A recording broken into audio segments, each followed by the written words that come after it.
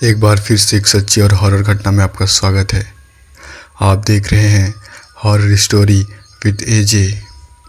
आज की यह कहानी दो ऐसे मछुआरों की है जिसका दिनचर्या पूरे दिन नदी में मछली पकड़ने से गुजरता है और एक दिन की रात उनके साथ कुछ ऐसा घटित होता है जिसे सुनकर आपके भी रोंगटे खड़े हो जाएंगे। कुछ प्रेत आत्माएं जिन्हें समुद्री दानव के नाम से भी जाना जाता है, उनके पीछे पड़ जाते हैं। तो चलिए ये कहानी उन्हीं के पॉइंट ऑफ व्यू से सुनते हैं। मेरा नाम रणवीर है और मैं एक साधारण मछुआरा हूँ। हमारे गांव के आसपास एक बड़ी सी नदी बहती है जहाँ भरपूर मछलियाँ मिलती हैं। यह नदी हमारे जीवन का हिस्सा है। हम मछुआरे इस नदी से अपना पेट पालन करते हैं। कई बार हमने सुनी हुई कहानियाँ जो कहती थी कि इस नदी के भीतर कुछ अजीब सी चीज़ें पल रही हैं। एक ऐसी शक्तियाँ जो मछलियों के रूप में उन्हीं के बीच में रहती हैं और हमारे साथ खेलती हैं। शुरू में तो मैंने इन कहानियों को सिर्फ एक अफवाह ही माना था, लेकिन कुछ ऐसा मेरे साथ घटित होता है जो पूरी तरह से असामान्य था और मुझे यह सब सोचने के लिए मजबूर कर देता है। मैं अब तक यही मानता था कि मैं जानता हूँ कि नदी में क्या होता है, पर उस रात के बाद मैंने महसूस किया कि नदी के नीचे कुछ और ही दुनिया बसती है जो इंसान की समझ से बाहर है। वह रात कुछ सामान्य रात नहीं थी। आमतौर पर मैं सुबह सुबह नदी के किनारे अपनी छोटी सी नाव पर बैठता हूँ और मछलियाँ पकड़ता हूँ। इस दिन भी मैं रामू के साथ मछुआरों के साथ जाकर जाल फैला रहा था। उन दिनों नदी में उस हिस्से में आए थे जो थोड़ा दूर था। जानते थे कि हम अच्छे दोस्त थे और अक्सर साथ में ही मछलियाँ पकड़ते थे। रात का समय था और नदी का पानी एक हल्की सी लहर के साथ बह रहा था। आसमान में चांद की हल्की सी रोशनी थी और चारों ओर मानो शांति सी छा गई थी। हम दोनों अपने अपने कांटे डाल रहे थे और मछली पकड़ने का इंतज़ार कर रहे थे, लेकिन तभी अचानक हमारे एक अजीब सी घंटी की आवाज़ सुनाई दी। मैंने पूछा, क्या तुम भी क्या किसी पुराने मंदिर की घंटी सुन रहे हो? रामू ने मुझे देखा और फिर कहा, नहीं, यह नदी के नीचे से आ रही है। मैंने ध्यान से सुनी तो सच में मुझे भी वह आवाज़ सुनाई दी। यह आवाज़ लगातार तेज हो रही थी। मुझे समझ में नहीं आ रहा था कि यह आवाज़ कहाँ से आ रही थी, लेकिन अचानक मेरे अंदर अजीब सा डर समा गया था। हमने धीरे धीरे अपनी नाव को पीछे न लेकर उस आवाज़ की ओर मोड़ दिया। जैसे ही हम उस दिशा में आगे बढ़े, घंटी की आवाज़ और भी तेज हो गई। अचानक मेरी आंखों के सामने अजीब सी छाया उभरी जो पानी के भीतर से उभर रही थी।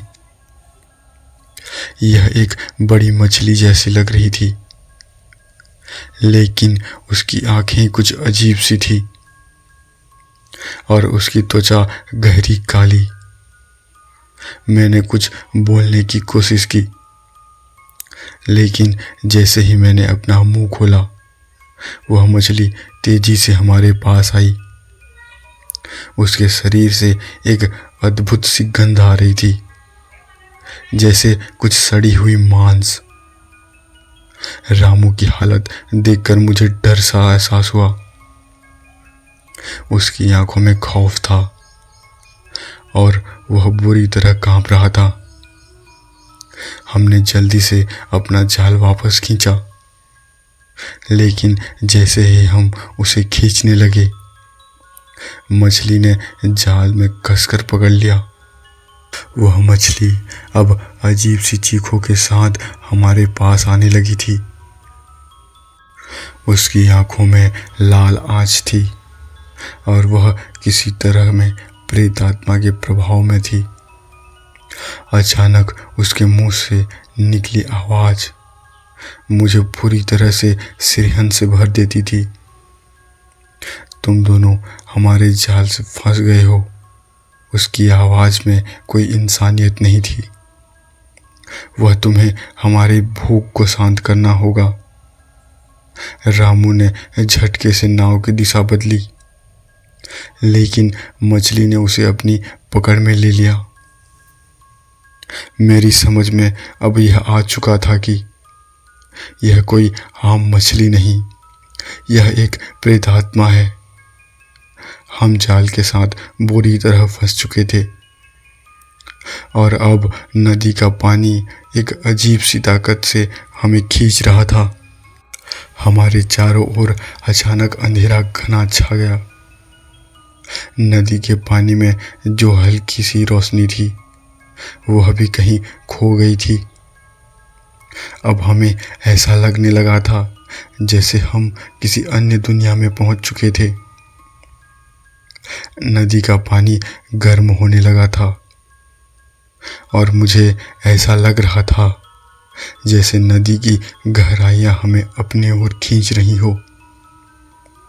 क्या हो रहा है? रामू ने डरते हुए पूछा। उसकी आवाज़ कपकपाई से भरी हुई थी। हम नदी के नीचे किसी और दुनिया में फंस गए थे। यह कोई असामान्य मछली थी या वह कोई प्रेतात्मा जो यहाँ नीचे बसी हुई है। तभी मुझे एक अजीब सी मछली ने पकड़ा। यह मछली पहले से भी बड़ी और भयानक थी।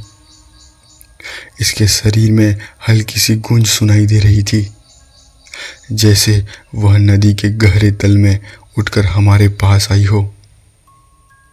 इस मछली की आंखें पूरी तरह काली थी और वह हमें अपनी ओर खींचने की कोशिश कर रही थी।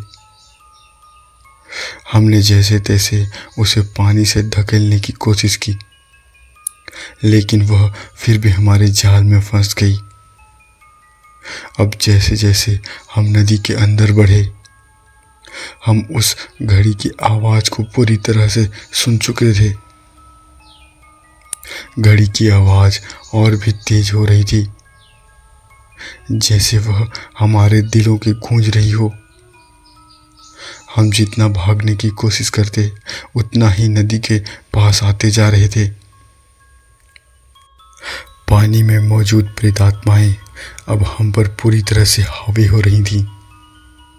हम जानते थे कि अगर हमने अपना जाल नहीं छोड़ दिया तो हम भी इन्हीं मछलियों के साथ यहीं फंस कर रह जाएंगे।